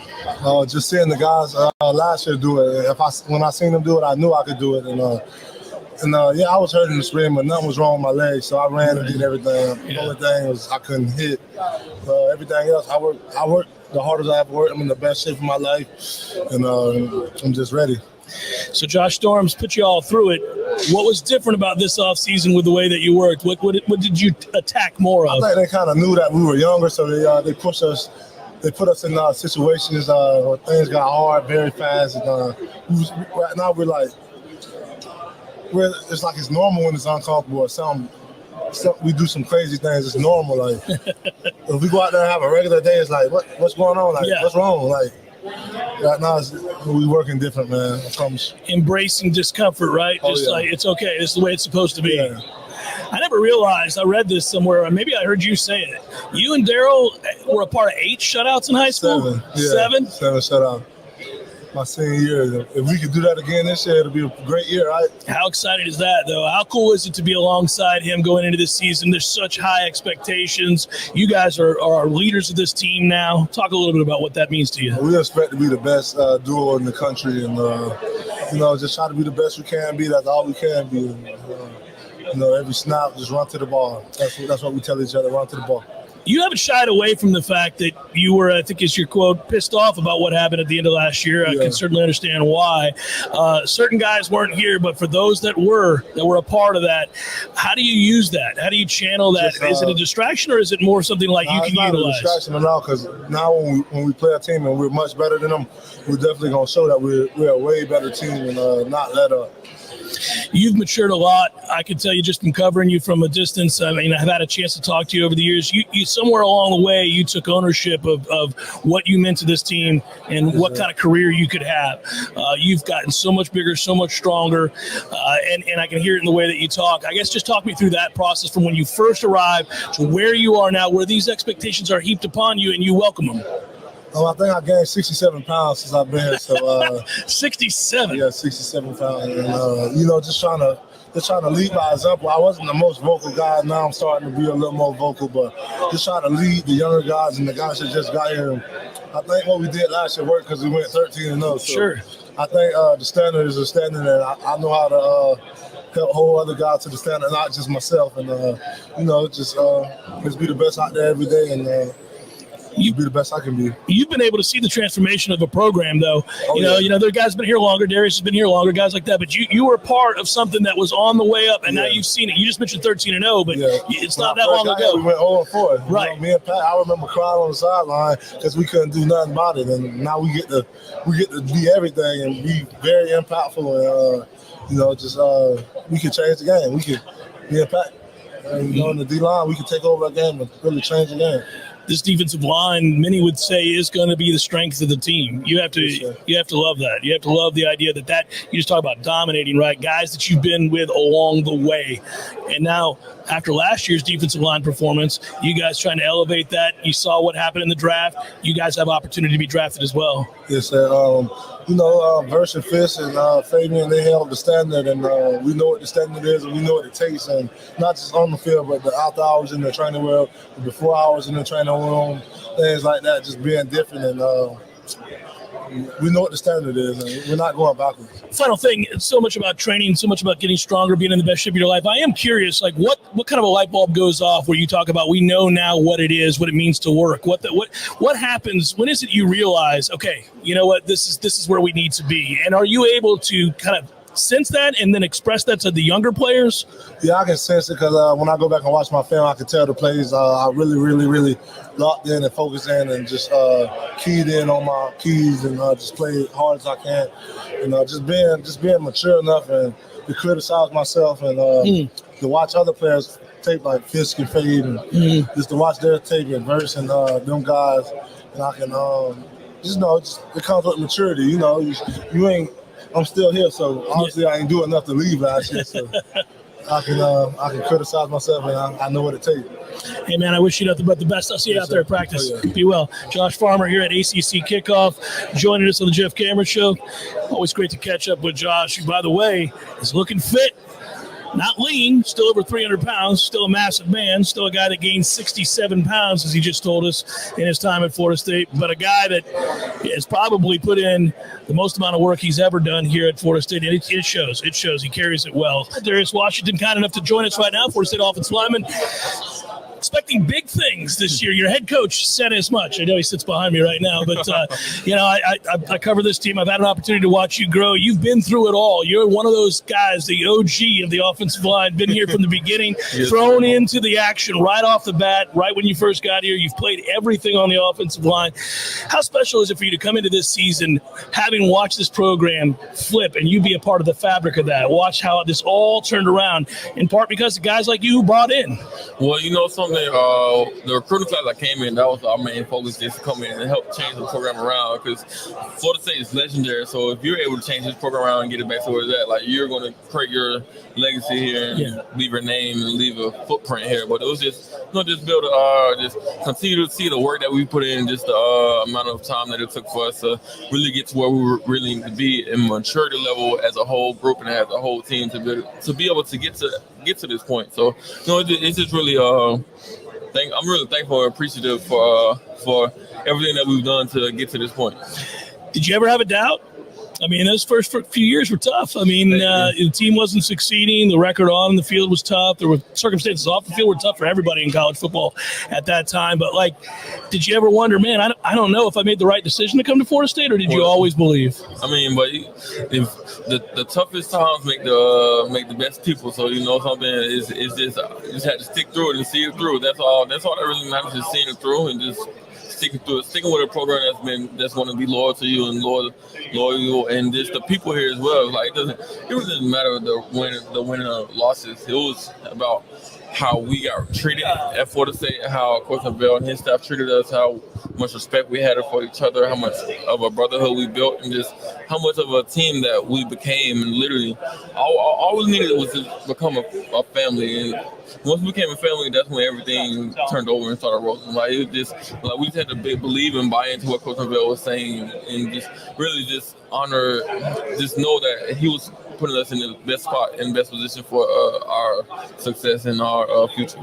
Your position coach, Alex Adkins, has raved about your abilities. He's not always that way. He can be tough. I love watching him coach you guys. But he's a guy that has said, I'm paraphrasing him now, but he has said, with Darius, I could tell him on game day that he's playing guard. And then maybe halfway through the game, we could move him to tackle. And then if he had to, he could play center. You know how hard that is for you to not know, let's say, on a given week what you're going to play? Now, we know now, but I'm saying, but you've had to do that. You've had to be a Swiss Army knife. You've had to play everywhere. What do you attribute that to? Obviously, you're a smart guy. How difficult is it to do that, to play all those positions? I'll say now for me, it's really not that difficult just because I've done it and I really went out there to do it. But once it just started off just from the little small things first, from moving from tackle to tackle, then moving me inside to center, then trying out guard and stuff. Just getting the experiences in practice and just practice reps and just being able to get some game time reps at those different positions really helped me prepare for what was to come and just what they was going to ask for me to do. And just now it's just whatever you need me to go do, I can go do, just because of my preparation, just the amount of time I took to just study the offense and just know everything, know what's supposed to happen, know where it's supposed to happen. It takes a lot of study and a lot of the hard work and a lot of time just to be able to do that. But once you really dedicate yourself, put dedication and time and effort into really doing that stuff, then it'll all pay off. It's interesting. You've always struck me as a great teammate and a good guy and a contemplative guy. I saw an edge in you in the spring. You seemed a little bit playing with a little bit of extra something. I can't explain what it was, and I don't mean that in a bad way. I mean it as you were a little bit nastier in the spring than I've seen you. Would you say that's a fair assessment, or is that brought on by a sense of urgency, knowing that this is it for you, right? This is your time now. Well, I can say that it's a sense of urgency, but also just the responsibility that comes with this year, just what's going to be asked of me out of this year, just out of this whole entire team, like this. What's going to be expected out of us. So really just coming in, just trying to work harder than I've ever been, work harder and just push each other, the whole team, because of, like you guys said, like we lost a lot of pieces last year. We lost a lot of star power, as what people want to say. We lost a lot of pieces. So it's just, I wanted to come in and show that we are still going to be that dominant team, be dominant up front and all that stuff, and just really just show the young guys too, like how to work and stuff like that, because it was a lot of just new nuances, new people and stuff like that was added to the team. So we just needed that. We just needed people to just be working as hard as they can, going as hard as they can to really show that dominance and show what really Florida State football is about. Leading by example. He's Darius Washington. Really appreciate you joining us on the show today, man. I'll see you out there at practice, and be well. Best of health to you. Yes, sir. Thank you. Thank you. Appreciate Darius very much. Appreciate Josh Farmer very much. Enjoyed talking with them yesterday from the ACC kickoff in Charlotte. They are two guys that I think, in the case of Darius, obviously we talked about it there, Tom. He's seen it all. I mean, he's been here before Mike Norvell, which is hard to imagine, by the way, that he was here before Mike Norvell. So he saw the collapse. He saw the continued frustration and the losses that mounted. He also had to endure injury because he was asked to play too early in his career, but has bounced back and now played a ton of football, and that experience really shows through. Takes great pride in his ability to obviously immerse himself in whatever scheme is the game plan for that day, or whatever the game plan is for that day, and then he can play anywhere on that offensive line. This year, though, it's a little bit different. He has been touted by the head coach as potentially being an All-American left tackle. That gets you paid. If that happens, he's going to make a lot of money. Now, I suspect he's got an opportunity to make a lot of money anyhow, but that's particularly true of left tackles. So I wish him luck, because I love program guys who mature along the way and buy in and fight like hell to improve something. You want them to have success, and you want them to do well, and you appreciate them a little bit more because they were the ones early on that were like, okay, I'm going to follow what this guy says. I'm going to take a leap of faith, and I'm going to try to make it work. And it has. Yeah, that's the thing about this ACC kickoff and who they sent that really I enjoy. You have three program guys, different stories in terms of how long they've been here. Darius having been here the longest. But three dudes who have developed, they weren't 5 stars when they arrived on campus and something was given to them immediately because of their pedigree. They had to earn it, whether that was hitting the weight room, whether that was waiting their turn, whether that was being available to play multiple positions as the 6th offensive lineman for several years before it pays off where you're a starter. Like Darius Washington, last year before the season started, we weren't counting on, but by the middle point of the season, it was he and Maurice Smith that we absolutely needed. You needed them in order to be able to get where you wanted to go. And I think that's really cool.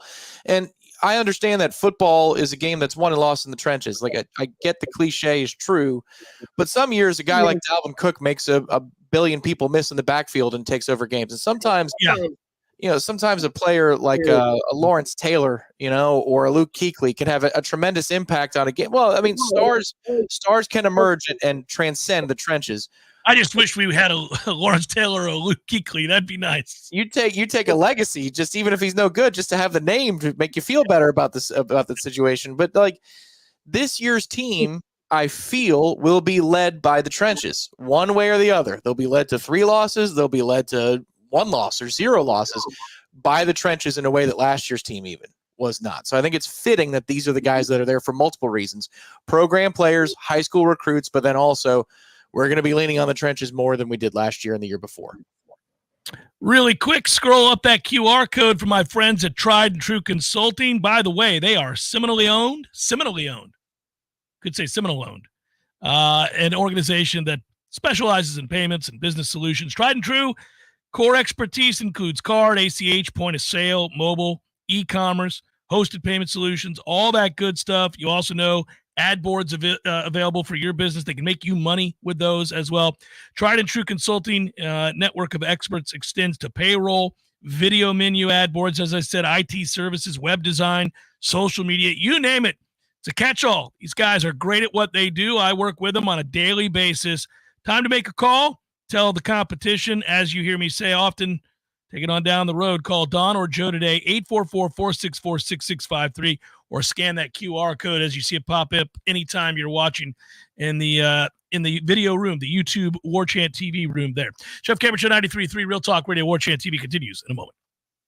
Your local news now. A Tallahassee man is behind bars after he allegedly kidnapped and sexually assaulted a 3-year-old girl. Charles Hickson is charged with sexual battery on a child younger than 12 and kidnapping a child younger than 13, according to court documents. Hickson watched 4 kids on Saturday night, including the 3-year-old girl who has autism and is nonverbal. Hickson is accused of allegedly taking the child to his own home and assaulting her. The girl's mother found Hickson with the girl. Prosecutors could seek the death penalty. 211 Big Ben, a Tallahassee-based suicide and crisis prevention hotline, is hoping to improve response times for the 988 suicide crisis hotline. The state of Florida is struggling to meet a 90% answer goal, with additional counselors needed to keep up with the calls. 211 Big Ben hired 5 new 988 counselors, with 2 designated to work overnight. Hiring more counselors will help them respond to the nearly 400 calls they get per month. This is Rachel Lene with your Real Talk 93.3 local news update, brought to you by Macklemore Systems, Tallahassee's go-to Mac store. Check them out online at MacklemoreSystems.com.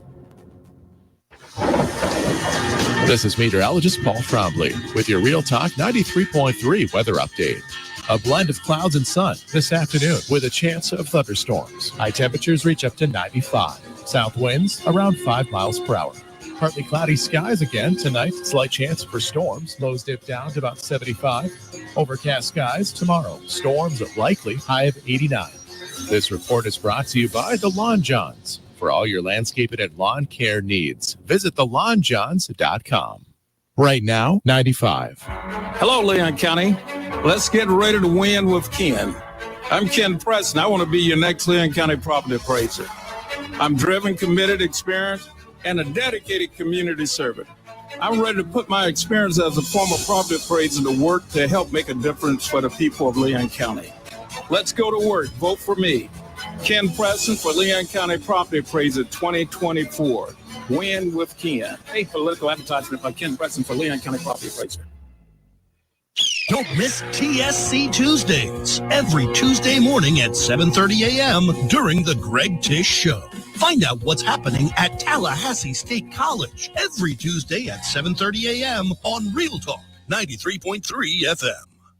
Life is stressful. Dinner shouldn't be. That motto is why Register Sausage has been doing business in the Florida Panhandle and Lower Alabama for over 75 years. A proud sponsor of Seminole Headlines, Register Sausage always provides the best Southern smoked sausage to over 140 grocery stores and restaurants throughout the Southeast. Headliners have discovered the Register's difference. You can too. To find a store that carries Registers near you or to buy directly, head to registermeats.com. That's registermeats.com. Register Sausage. Yay! Sausage.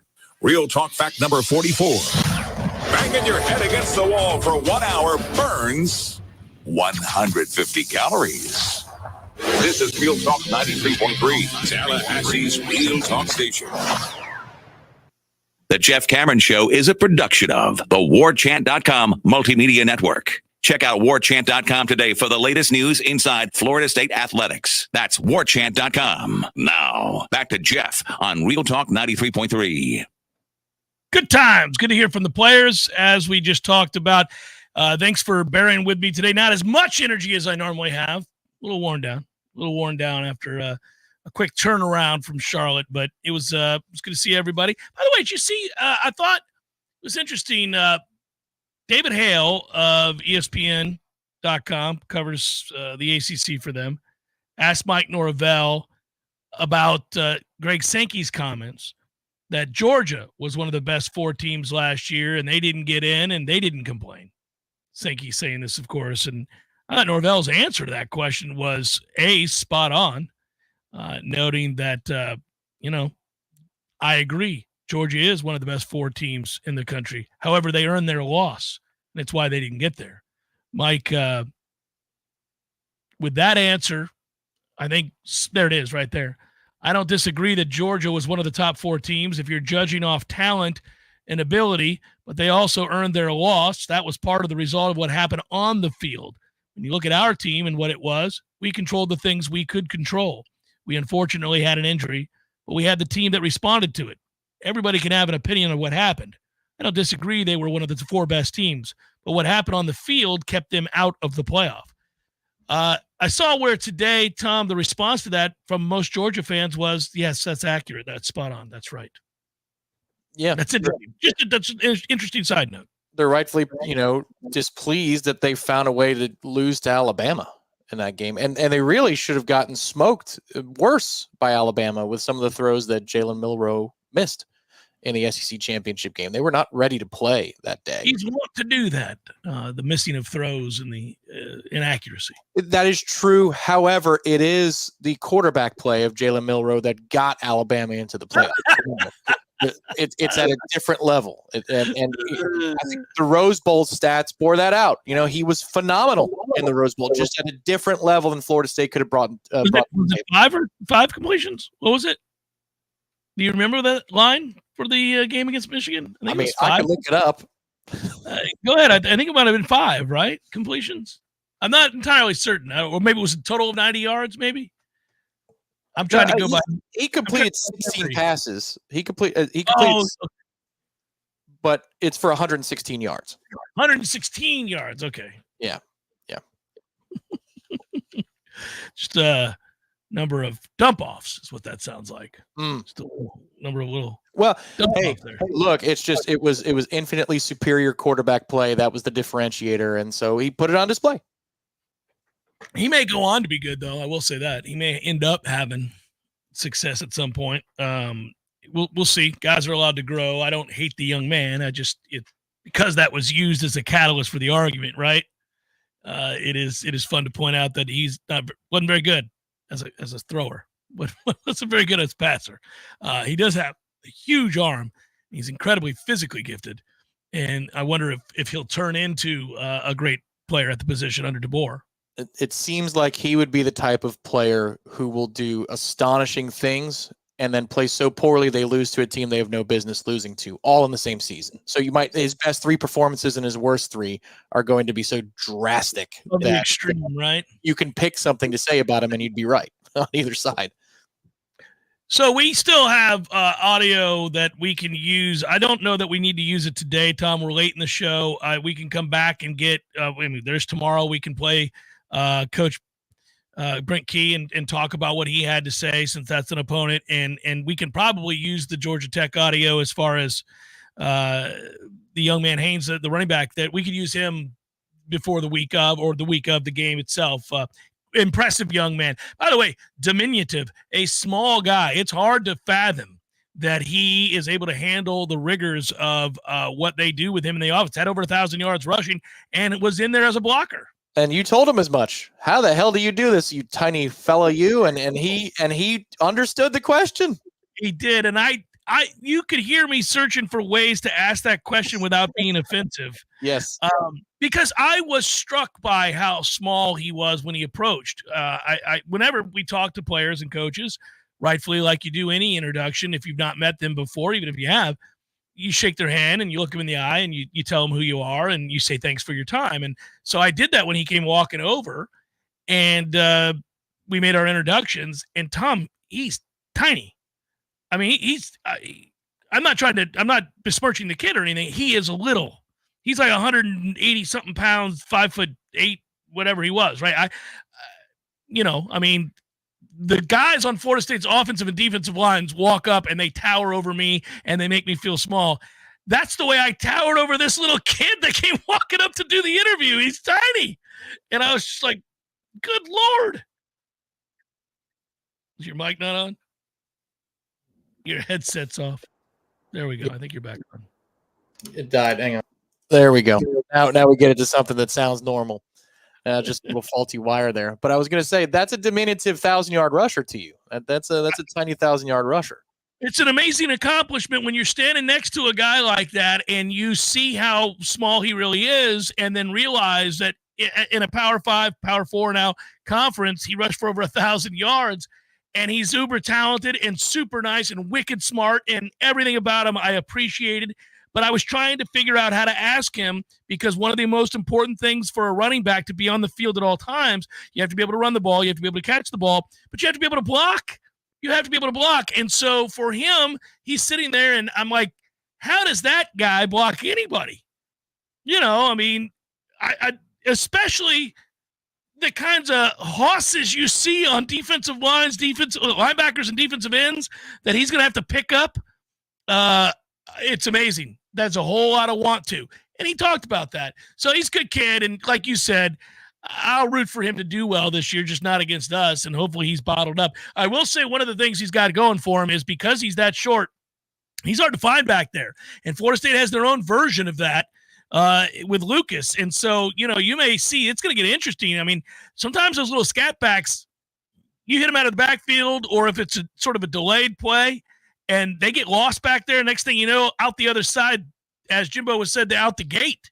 They're hard to find. That's the one thing. So this defense and its ability to efficiently and consistently stop the run.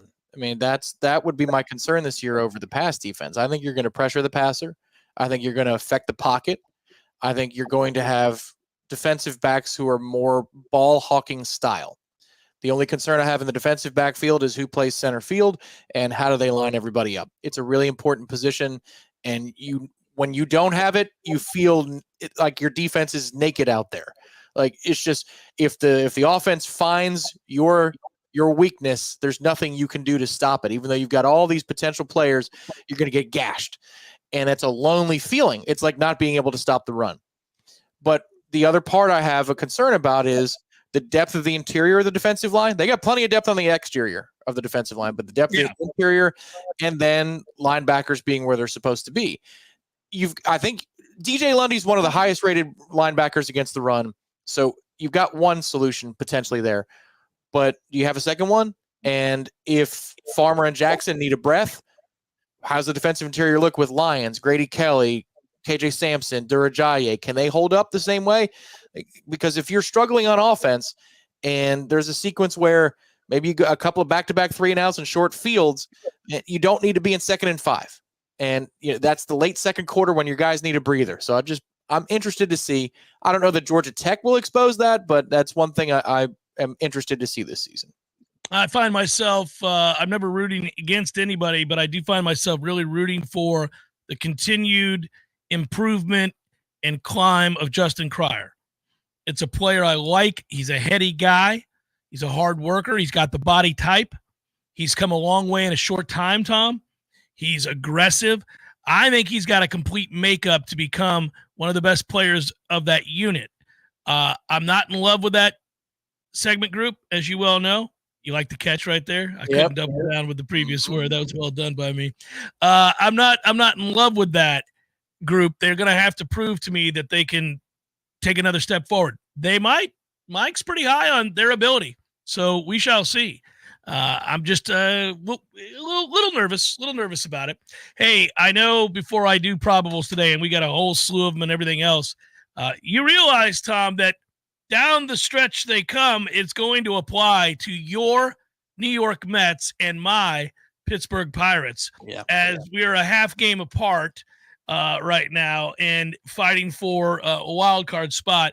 And the two teams are equally flawed, and they're also equally good in some ways. So it's like, on the one hand, they're very much teams that are capable of winning series for a variety of reasons. On the other hand, they have some significant weaknesses that might cost them series. Yours would be your god-awful bullpen, who tried to lose to the Marlins yesterday, and went into the ninth with a 6-3 lead. Next thing you know, it's 6-4, and the winning run is at the plate. And you got out of it. But this has been par for the course for much of this season. For us, we can't hit. We've scored 2 runs in our last 18 innings. However, we did win yesterday because we can really pitch. And tonight, this guy, it's Paul Skeens night. Suck it, Cardinals. Paul Skeens at 6-0 with a 1.98, and it just keeps getting lower and lower and lower. Lower and lower and lower. It's a glorious thing. Well, down the stretch they come, and we could still finish together in the postseason because, take care of business against the Cardinals, who are there lingering with a minus 30 run differential in the second position in the wild card. Bastards, no business. No business. We can both make it in there. And look, I'm not saying that it's panic time for Atlanta, but they've got the injury bug. This looks like the Ray Ramirez Mets from 10, 12 years ago. And I'm not even taking joy in that. I know what that feels like. It's the worst. But y'all need to get your act together. We're only 3 games back of them.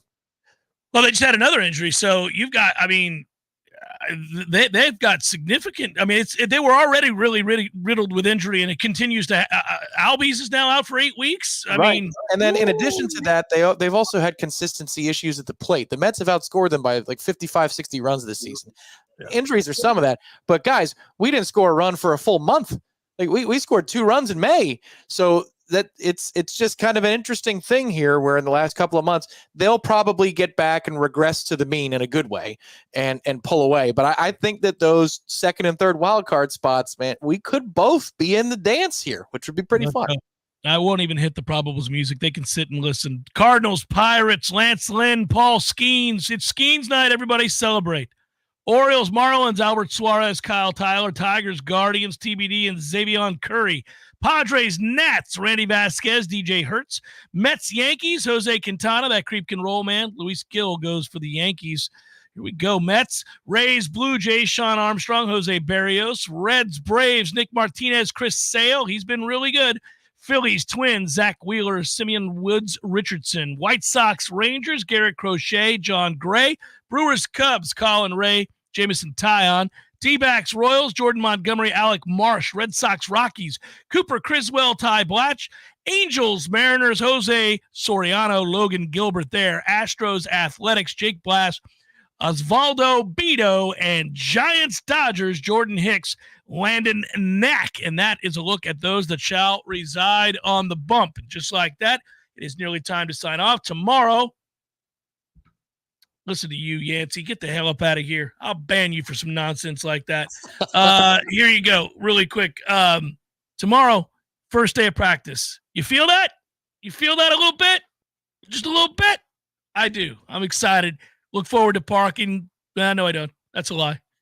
Oh, no. Try to park around the moor. Gonna be a lot of fun, everybody. Gonna be a lot of fun.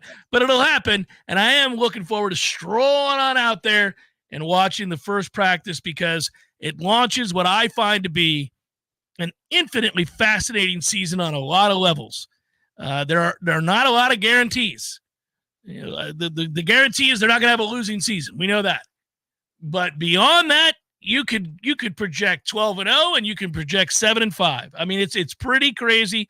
Obviously, I lean towards a better season than 7-5, but I also understand that it's entirely possible 8-4, 9-3 is in play. Should be a lot of fun. Good work out of you, Tom, as always. Appreciate all you listening and or watching on Warchant TV. If you're not subscribed, what are you waiting on? Let's get to $1 gets you 2 months. Can't beat it. That's what you got to do. Football season is upon us. Until next time, as I'm fond of saying,